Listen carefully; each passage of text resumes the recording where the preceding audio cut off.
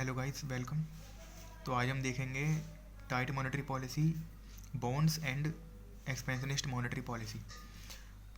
ये monetary policy आपको पता होना चाहिए कि आरबीआई जारी करता है मॉनेटरी पॉलिसी को, जिसमें कि डिफरेंट टाइप्स के इंटरेस्ट रेट्स होते हैं। तो सबसे पहले टाइट मॉनेटरी पॉलिसी हम देखेंगे। टाइट मॉनेटरी पॉलिसी क्यों फॉलो की जाती है आरबीआई के द्वारा? कंट्रोल करने के लिए इन्फ्लेशन को सबसे पहले इसके लिए फॉलो करते हैं। इन्फ्लेशन के टाइम पर आपको पता है, जैसा आप जानते हैं कि यहाँ पर मार्केट में मनी सप्लाई अच्छी क्वांटिटी में हो रही है और पब्लिक के पास पैसा भी ज़्यादा है यहाँ पर। तो इस वजह से इन्फ्लेशन क्रिएट हो गया है मार्केट में, तो उसके लिए टाइट मॉनेटरी पॉलिसी फॉलो की जाती है आरबीआई के द्वारा, जिसमें कि हाई इंटरेस्ट रेट दिए जाते हैं। अगर पीपल्स डिपॉजिट करते हैं अपना पैसा एफडी में या लॉन्ग टर्म के लिए, तो उसमें इंटरेस्ट रेट उनको ज़्यादा दिया जाएगा। इस वजह से पब्लिक कहीं खर्चे ना करके, एक्सपेंडिचर ना करके वो बैंक में पैसा इन्वेस्ट करती है और वहाँ से उनको इंटरेस्ट मिलता है लॉन्ग टर्म में। एंड आरबीआई या बैंक जो लोन देंगे पब्लिक को, उस पर भी इंटरेस्ट रेट ज़्यादा होगा। तो इस वजह से पीपल्स जो है लेने के लिए जल्दी तैयार नहीं होंगे loan. And tight monetary policy easily work अपना करती रहेगी। और यूएस फेडरल रिजर्व इसके लिए यूज करता है टैपर टेंट्रम। टैप का मतलब टंकी, टंकी को हम जितना ज़्यादा खोलेंगे उतना ज़्यादा पानी आएगा और जितना कम खोलेंगे उतना कम पानी आएगा। इससे आप समझ सकते हैं कि यूएसबी फेडरल रिजर्व अगर टाइट मॉनेटरी पॉलिसी फॉलो करता है तो वो टैपर टेंट्रम के द्वारा ही फॉलो करता है, जिसमें कि इंटरेस्ट रेट ज़्यादा करने हैं तो टैपर टेंट्रम का यूज़ करेंगे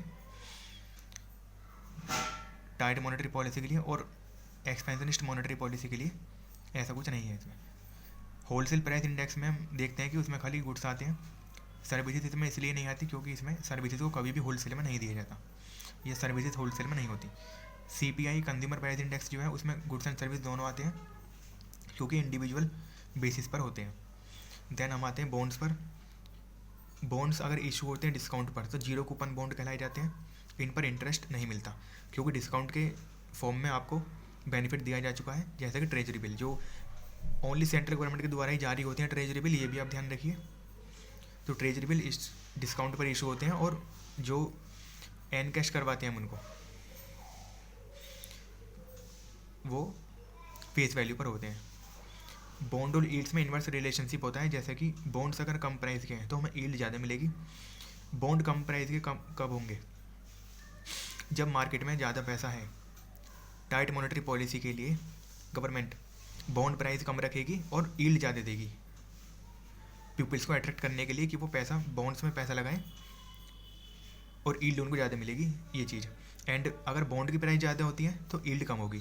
बॉन्ड की प्राइस ज़्यादा कब होगी? जब गवर्नमेंट चाहती है कि मार्केट में मनी फ्लो बना रहे, पैसा जो जनता है वो बैंक्स में या गवर्नमेंट सिक्योरिटीज में या बॉन्ड्स में इन्वेस्ट ना करें और अपनी डेली एक्टिविटीज़ के लिए पैसा उनके पास बना रहे।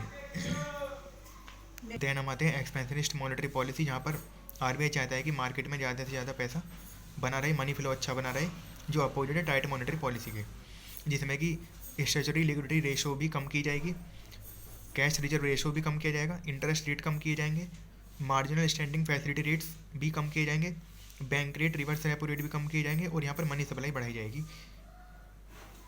आरबीआई के द्वारा और बैंकों के द्वारा, जिसमें कि गवर्नमेंट सिक्योरिटीज खरीदेंगे।